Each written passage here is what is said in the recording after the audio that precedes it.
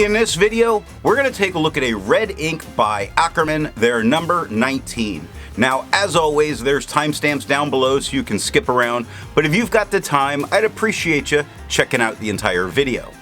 Also, down in the description is a link to the red ink playlist, so if you wanted to see more, you could find that there. I'm an ink guy, and let's get into the first writing sample done on 90 GSM Clairfontaine. No bleeding, no ghosting. We get no feather, spread, halo sheen, no shade, no tone variation.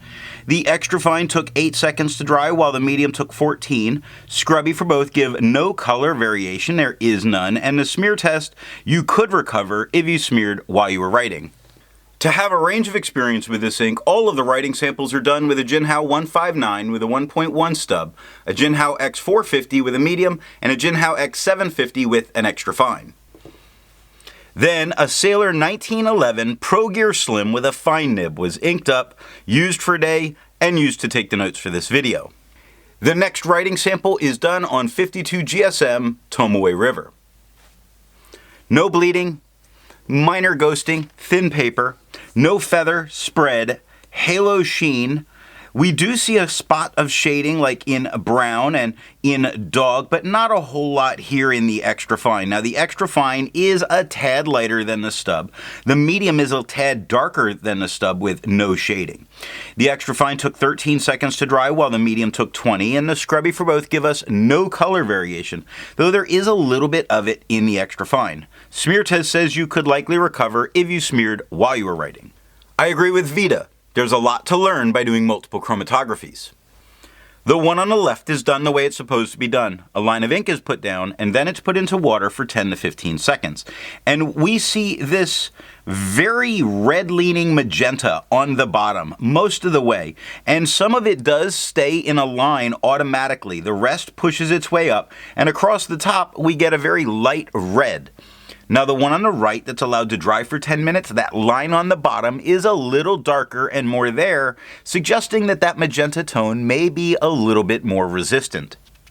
The next writing sample is done on 80 GSM Rhodia dot pad. No bleeding, no ghosting.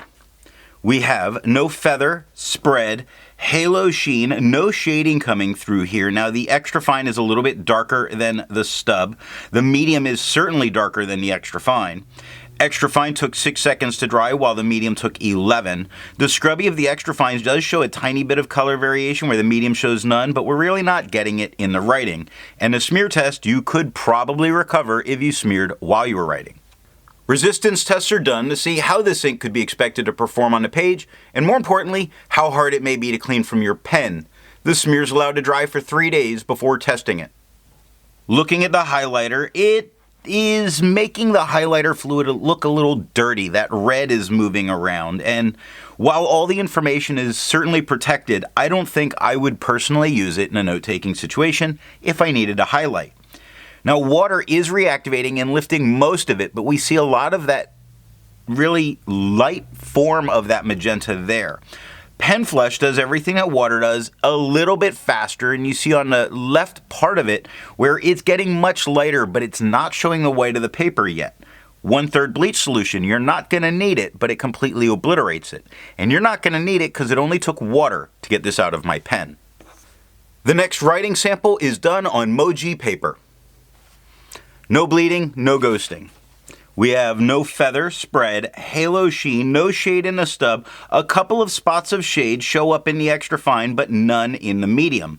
The extra fine is a little lighter than the stub, while the medium's a little darker than the stub. Extra fine took 5 seconds to dry, and medium took 8. Scrubby for both give us no color variation, although there are a few spots that occur in the extra fine. And a smear test, you probably could recover if you smeared while you were writing. For the inks tested, the average viscosity was 2.5, with the realm of normal being from 2.1 to 2.9. Akkerman's number 19 has a viscosity of 3.12, meaning this is a dry ink. If you're interested in how the viscosity is tested and the bell curves made, then there's a link to that video down in the description. The next writing sample is done on a Word notebook. Not known to be fountain pen friendly, and it has a lot of ghosting. All of this with the medium at the top, none of it touched the page underneath, which is good news. The extra fine, I don't see that stopping someone from using the back of the page. Now we do get some feathering in the medium, though I think it's manageable. And you do get a slight woolliness that's occurring as some of the fading, or feathering, that's the word I'm looking for, with the extra fine. Again, not something I see really as a big deal. The medium didn't spread, though the extra fine certainly did. It almost looks as thick as the medium. I think this more has to do with the flow of those particular pens. The extra fine's lighter than the medium. The extra fine only took 1 second to dry. Its scrubby shows no color variation. There was none in the writing. And the smear test, you couldn't smear it, so you don't have to worry about it. For the inks tested, the average dry time was 17 seconds, with the realm of normal being from 13 to 21 seconds. Akkerman's number 19 has an average dry time of 12 seconds, meaning it dries a little bit faster than normal. The last writing sample is done on 20-pound copy paper. Lots of bleeding occurring. Now, strangely, this with the medium did not touch the page underneath. I was shocked. I do think all of the heavy bleeding in causes all of this ghosting and means you can't use the back of the page. There's feathering on both the medium and the extra fine. It's much more manageable on the extra fine. They both spread at least one size. They have no halo sheen. They have no shading. The extra fine is still noticeably lighter than the medium. Extra fine took 1 second to dry. Scrubby showed no color variation, and there was none. And a smear test, can't smear it, so don't worry about it. Instead of finding inks that look like Akkerman's number 19, I'd prefer to find an ink that complements its color on the page. I decided to go with a green ink by Monteverde Green. Now, if you'd prefer a different complement color, then down in the description are links to those playlists. So what do I think of Akkerman's number 19? It's a well-behaved, sensible red. Not a ton of shading, but the swatch would make you think otherwise. It's a decent enough red for a non-red lover. So what nib and pen are going to give the best writing experience with this ink? A medium flow fine really puts down a nice tone that's fairly solid the whole way through, pleasant to look at. I hope you got something out of this video, and in the next video we're going to take a look at Noodler's Blue Eel.